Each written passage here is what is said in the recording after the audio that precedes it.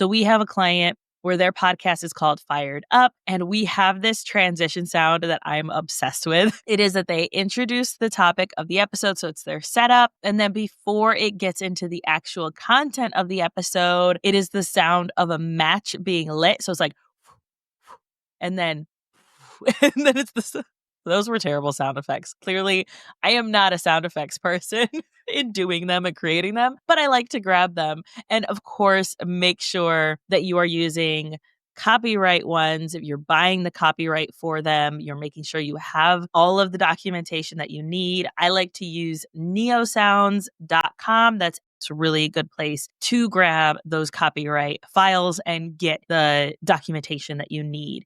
It also allows you to have up to 1 million podcast downloads with that use. So I like that. It makes it very simple. I don't have to worry about it too much. But back to that podcast for our client, what that sound effect does is it reminds the audience of the type of podcast it is, where we're talking about fired up topics, we're talking about startup marketing, and it doesn't necessarily have to do with startup marketing, but it keeps that fired up idea in the listener's mind and gives a nice transition from one part of the episode to the next. So find some music, find some sound effects that work for your show to create a more elevated listener experience.